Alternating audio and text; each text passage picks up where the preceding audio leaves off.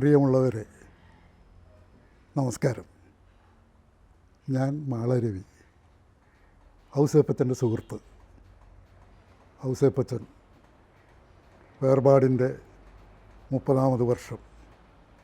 ഈ സമയത്ത് അദ്ദേഹത്തെ ഓർക്കാനും ഓർമ്മകൾ പങ്കുവയ്ക്കാനുമുള്ള അവസരം സംഘാടകർ നൽകിയിരിക്കുന്നു. അതിന് നന്ദി.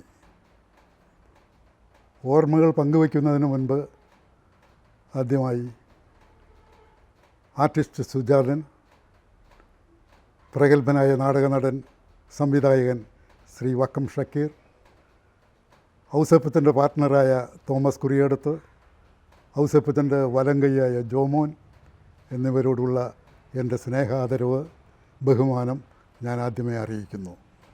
എൻ്റെ അറിവിൽ, എൻ്റെ അനുഭവത്തിൽ ഔസേപ്പച്ചൻ നല്ലൊരു കലാകാരൻ, നല്ല നടൻ, സ്നേഹസമ്പന്നനായ ഒരു കുടുംബനാഥൻ, നല്ലൊരു സംഘാടകൻ, അതിലുപരി നാടകമേഖലയിലെ ഒരു നയതന്ത്രജ്ഞൻ,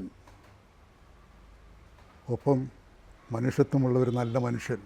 അതായിരുന്നു ഔസേപ്പച്ചൻ. നിർഭാഗ്യവശാൽ ഊർജ്ജസ്വലനായ ആ ചെറുപ്പക്കാരൻ ആ കാലത്തിൽ അപ്രതീക്ഷിതമായി നമ്മെ വിട്ടുപിരിഞ്ഞു. അദ്ദേഹത്തെക്കുറിച്ചുള്ള തിളക്കമായ ഓർമ്മ ഇന്നും മനസ്സിൽ മങ്ങാതെ നിലനിൽക്കുന്നു.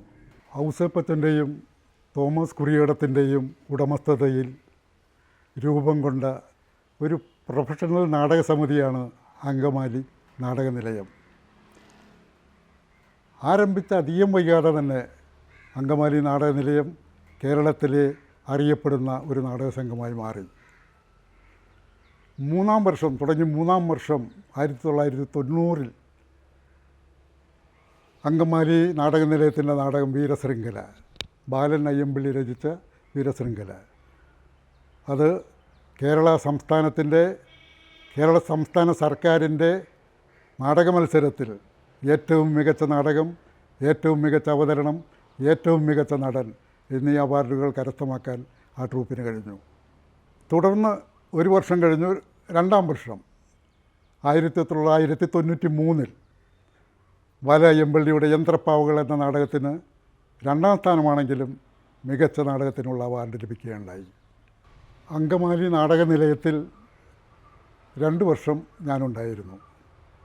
1990 വീരശൃംഖല, 91 പരോൾ.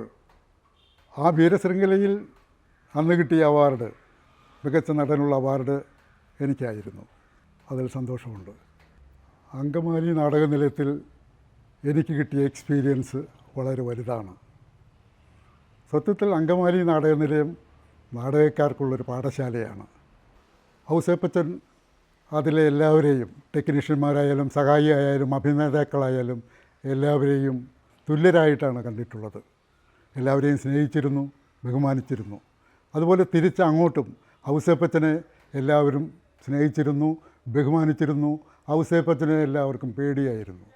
പേടി വഴക്ക് പറഞ്ഞതുകൊണ്ടോ ദേഷ്യപ്പെട്ടതുകൊണ്ടോ അല്ല, നല്ല അച്ചടക്കമുള്ള, അടക്കും ചിട്ടയുമുള്ള ഒരു സംവിധാനം ആ ട്രൂപ്പിലുണ്ടായിരുന്നു. അതൊരു മാതൃകാപരമായ പെരുമാറ്റമായിരുന്നു അവിടെ നിന്ന് കിട്ടിയിരുന്നത്. അത് ഔസേപ്പച്ചൻ്റെ കഴിവാണ്.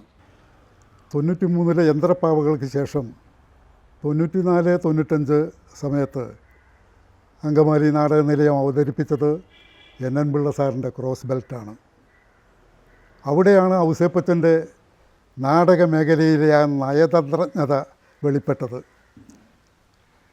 NN പിള്ളയെപ്പോലുള്ള നാടകാചാര്യൻ്റെ കയ്യിൽ നിന്നും ക്രോസ് ബെൽറ്റ് അവതരിപ്പിക്കാൻ കിട്ടുക എന്നുള്ളത് നിസ്സാര കാര്യമല്ല. NN പിള്ള സാറിൻ്റെ മനസ്സിലേക്ക് ചേക്കേറാൻ ഔസേപ്പച്ചന് കഴിഞ്ഞു. ആ മനസ്സ് കീഴടക്കാൻ ഔസേപ്പച്ചന് കഴിഞ്ഞു. അതുവഴി പൂർണ്ണ സമ്മതത്തോടെ NN പിള്ള സാറ് ആ നാടകം അവതരിപ്പിക്കാനുള്ള അവസരവും പൂർണ്ണ സഹകരണവും. ആ നാടകം സംവിധാനം ചെയ്തത് തന്നെ NN പിള്ള സാറാണ്. അങ്ങനെയുള്ള ഒരു സഹകരണമാണ് അദ്ദേഹത്തിൽ നിന്നും ഔസേപ്പച്ചന് നേടിയെടുക്കാൻ കഴിഞ്ഞത്. അത് ഔസേപ്പച്ചൻ്റെ പ്രത്യേക കഴിവാണ്. അങ്ങനെ ആ നാടകം പൂർണ്ണ വിജയത്തിൽ അത്യുജ്വലമായി അവതരിപ്പിക്കാൻ കഴിഞ്ഞു. ഏതാണ്ട് 300-ലധികം വേദികൾ ആ നാടകം കേരളത്തിലുടനീളം അവതരിപ്പിച്ചു. അങ്ങനെ കത്തിജ്വലിച്ച് കേരളത്തിലാകെ പ്രഭ പരത്തി ആ നാടകം കളിച്ചുകൊണ്ടിരുന്നു. അങ്ങനെ സന്തോഷത്തോടു കൂടി കണ്ണൂർ കുയിലി എന്ന സ്ഥലത്ത് ആ നാടകം അവതരിപ്പിക്കാൻ ചെന്നു. ആ സ്ഥലത്ത് വെച്ച് ഔസേപ്പച്ചന് ദേഹാസ്വാസ്ഥ്യമുണ്ടായി. ഹോസ്പിറ്റലിൽ കൊണ്ടുപോയി. ഹോസ്പിറ്റലിലെത്തി നിമിഷങ്ങൾക്കകം ആ സ്പന്ദനം നിലച്ചു. ആ ഓർമ്മകൾ, ഔസേപ്പച്ചനെക്കുറിച്ചുള്ള ഓർമ്മകൾ പങ്കുവയ്ക്കുന്നത് ഞാനിവിടെ നിർത്തുന്നു. ഒപ്പം ആദരാഞ്ജലികൾ അർപ്പിക്കുന്നു. ഓക്കെ.